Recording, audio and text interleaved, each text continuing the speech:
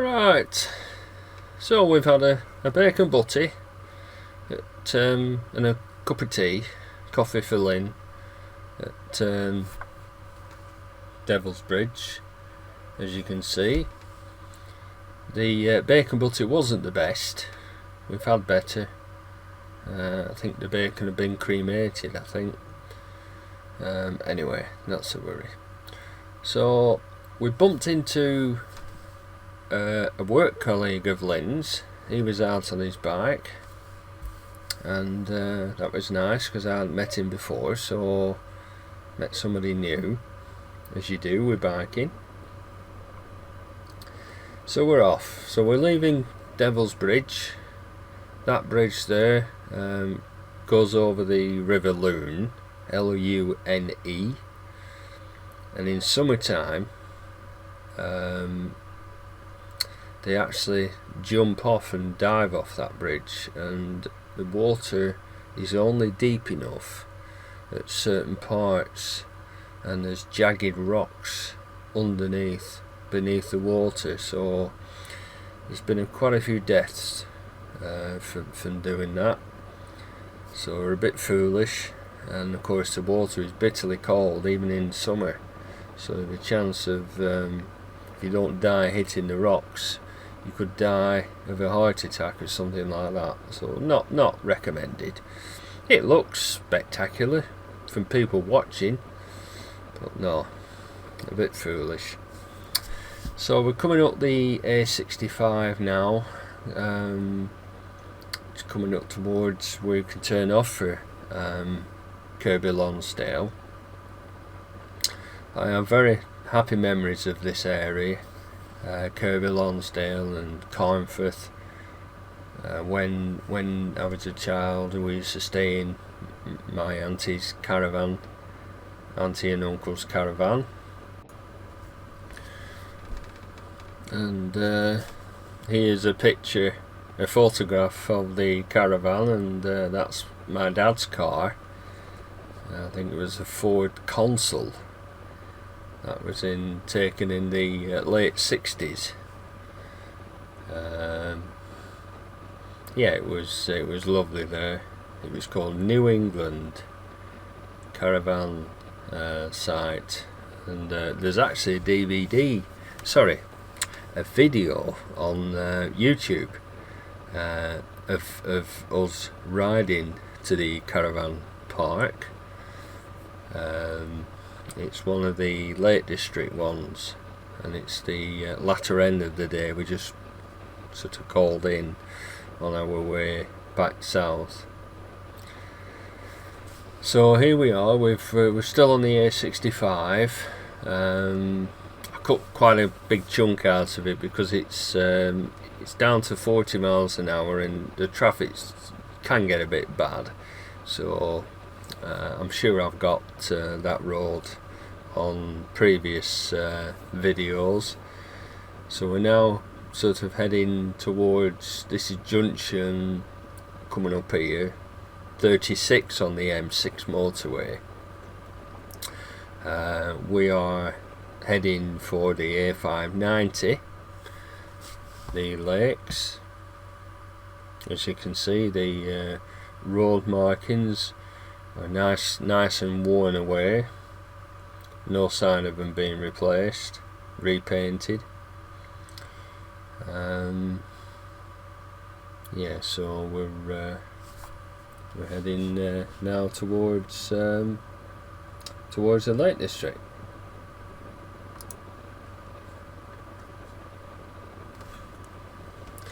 That's Honda 650 Deauville NTV 650 behind.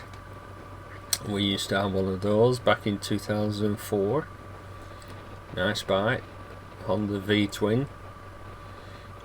Basically a baby pan-European, really. So we're off. So when we get to this point of the ride, you kind of feel that you're almost there. So we start getting excited. All the exploring to be done. Beautiful scenery. Right, well, we'll put some music on, sit back, enjoy the ride. See you later. Bye for now.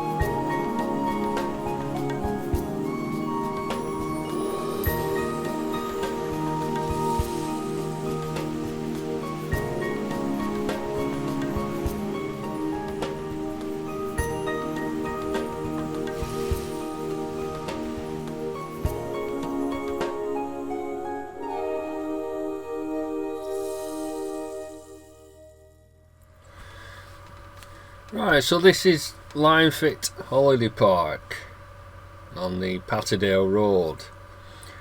Now this holiday park has been really massively redeveloped over the 30 years since I was last there. Now that's my cousin Chris in our tent.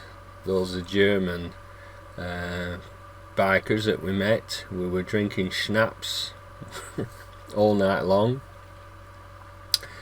and as you can see, with the tent there's plenty of greenery, plenty of views of that area there, looking down the valley of Kirkstone Pass.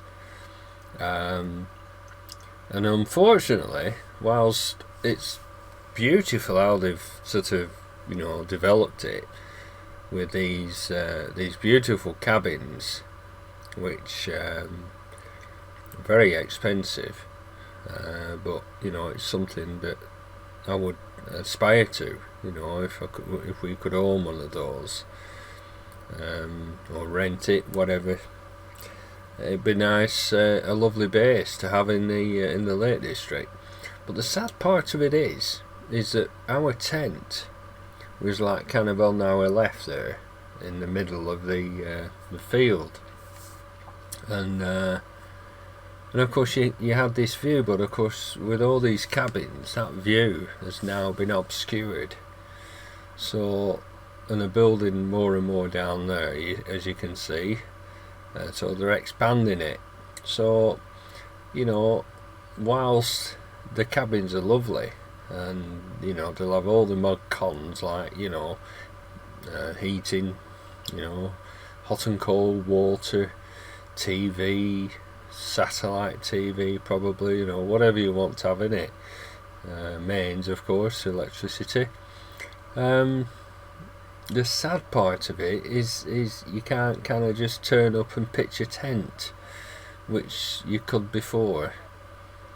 But that's progress, and that's 30. Those photographs, the old photographs, were taken in the late spring of 1984.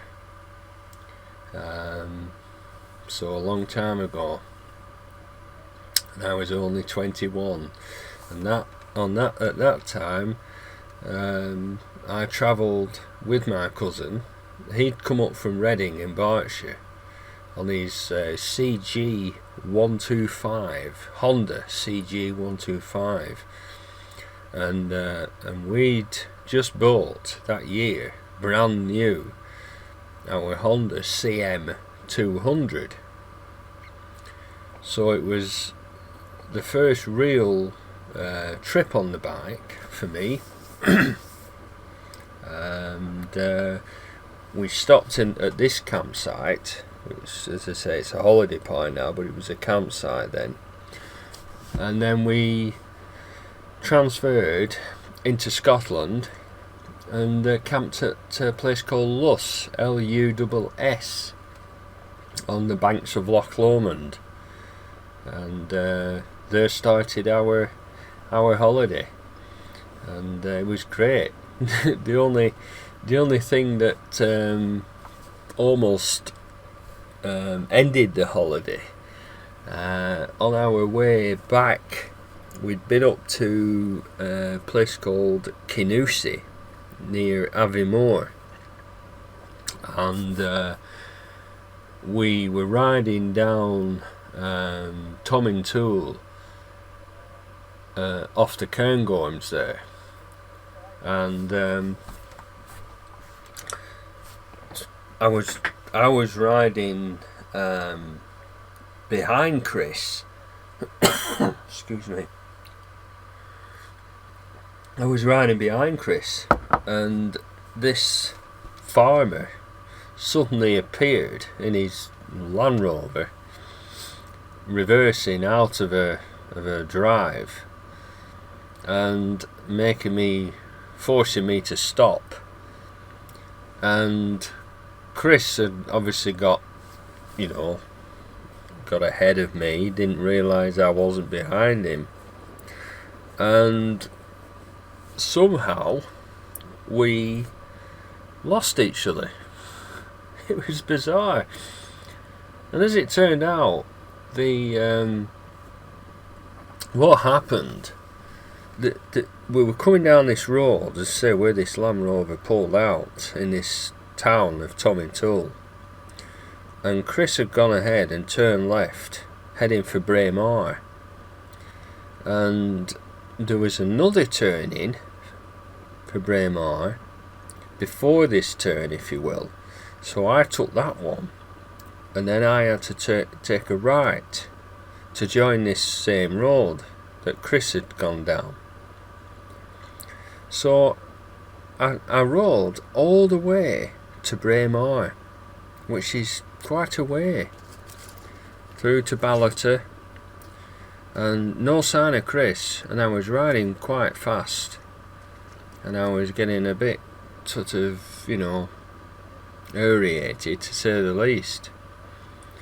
So what I did, I turned around and went back to Tomintoul. I think the distance is, 30 miles. Well, when you're riding on narrow roads and steep hills on a 200 Honda, 30 miles is like, it's a long way. And I was getting a bit panicky. I really was. So we were heading for the south of Edinburgh. So what I did, I headed for Edinburgh, thinking that, well, maybe I'll come across Chris at the side of the road waiting for me. But I got all the way to Edinburgh, over the Forth Road Bridge, and no sign of him. So for the first time in my life, and as I say, we're only 21, and a young 21, nowadays, they wouldn't perhaps think anything of it, but I'd never stayed away from home in a bed and breakfast before on my own, so it were a whole new ball game. But I couldn't ride home because it was too far, so I thought, right, we'll get bed and breakfast. So I got myself booked into this place, and stopped over. And I remember in the morning at breakfast, it was great, because there was I think they were Canadian, this couple that were having breakfast, and meeting these people, it was like, wow, you're from Canada. As I said, there were no internet then, so meeting people from other countries was really big. It was to me anyway. So after breakfast, I went out on the bike and went back over the Forth Road Bridge into Fife, into Dunfermline, with a forlorn hope that I would actually see Chris. And I think I went over that bridge twice, and it was free for motorcycles then. I don't know if it is now. And on my way back into Edinburgh, I turned onto Princes Street, and where the Scots Monument is, all these are, if you googled them, Scots Monument in Edinburgh, you'll see exactly what I mean. Turning right, as I was, just at this monument, into this other road, who should be in the middle of the road, stood, taking a picture of the Scots Monument, but Chris. I almost knocked him down. Couldn't believe it. Of all the people, the thousands of people in Edinburgh, tourists, he was there in the middle of the road with his bike gear on, taking a picture of this monument, this tower. Couldn't believe it. Was I glad to see him? I really was. So we were reunited, we had a hug, and told each other what happened, and we just simply just crossed over. Somehow we just crossed paths. Don't know how it happened, don't know to this day, because there were only really two places really where we could have just missed each other, and well, we did. And so we headed back south afterwards. I think we rode all the way home from there, as I seem to remember. I don't think did we head back into another campsite? I can't remember. But yeah, it was a fabulous holiday. Enjoyed my time with Chris, and a lot in common. As I said, but a lot of water under the bridge now. 31 years ago, but fabulous times. Right, so we've come to this struggle, coming down from the Kirkstone Pass, where the Kirkstone Pass Inn is situated. We're just currently on Lynn's camera. I always prefer it coming up this road. It's if you get a clear run, there's no cars in front of you. Coming from the bottom, it's quite good fun, quite twisty. You can get the bike really over, and you're accelerating, so the adrenaline is an arse pumping. So, but I love this view. Further down here, you'll see Windermere. A lot of people call it Lake Windermere. Well, it's not actually a lake, it's just Windermere. There's only one lake in the Lake District. I think that's correct, and that is Bathurst, which is near Keswick. I think that's the only lake. The others are waters, like, you know, you've got Derwent Water, you've got Coniston, you've got Windermere, what else have you got?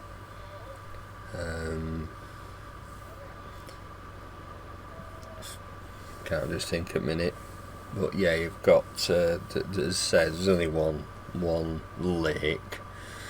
So coming down here, and I thought, well, you know, could do with some photographs, because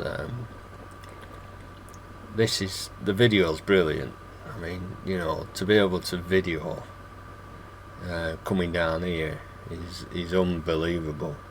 I mean, I'm from a generation where, you know, this was just a pipe dream, really, doing what we do. I remember the days when I used to fit a camcorder, a mini DV camcorder on a RAM bracket, and that was great, and just basically point it, you know, have it pointing through the screen. But this is much better. I mean, high up on the helmet, you get a good view. The only drawback is when there's flies around in summertime, late spring, summer. Unless you check your lens, you could find that you've got quite a few bugs on the lens. So that's Windermere there. And zoom in on the next one. I took these two. You can see the steamer, the cruise ship on there, taking tourists. Lynn ventured up onto this high bank and took my photograph with Sylvia. Tell you what, one feature you've no doubt seen is all the dry stone walling. You know, it's like Yorkshire, it's full of it, and it really does enhance the area. It's really beautiful. So there we are, that's me again. looking proud, feeling proud. I love being out with Lynn. We were hoping to go out today. Today's the 11th of April. This was last Saturday, so it's a week ago. A little bit of snow there on top. But today's weather was wet at first, and it brightened up. A few hail showers. It's gone colder today. It's around about 8 or 9 degrees with a cold wind. You know, it's been this last week. It's been sort of 15 to 19 degrees, so quite a bit warmer. But it's really cold today. So, and I think there's rain forecast for tomorrow. I think. Anyway, doesn't really matter. It's weekend. So we're off. We're going down towards Ambleside now, and I think we'll put some more music on. I think I've yapped too much now. Okie dokie. Bye for now.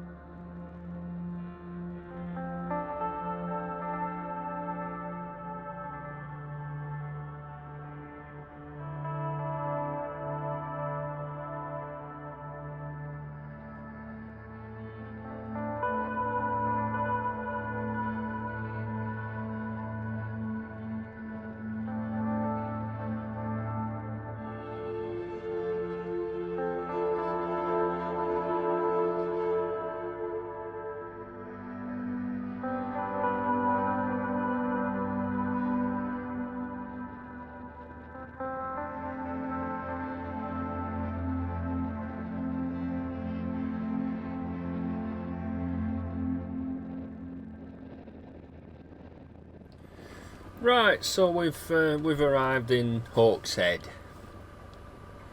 for the second time in a week, but we found more this time. Now, part 3, as I said, it's the Capcom walkabout video, so I hope you enjoy that. Now, the car park system in the corner there, just past it, that's where motorcycles can park. Now, most car parks, I should say, they don't charge for motorcycles. However, on this car park, they have a camera, number plate recognition camera, or cameras. So it takes you a picture of your registration plate, or license plate as you call it, Brian, and basically you pay for when you're leaving, so we have to pay. So there we are. So I hope you've enjoyed that, and please like, subscribe and comment. Bye for now.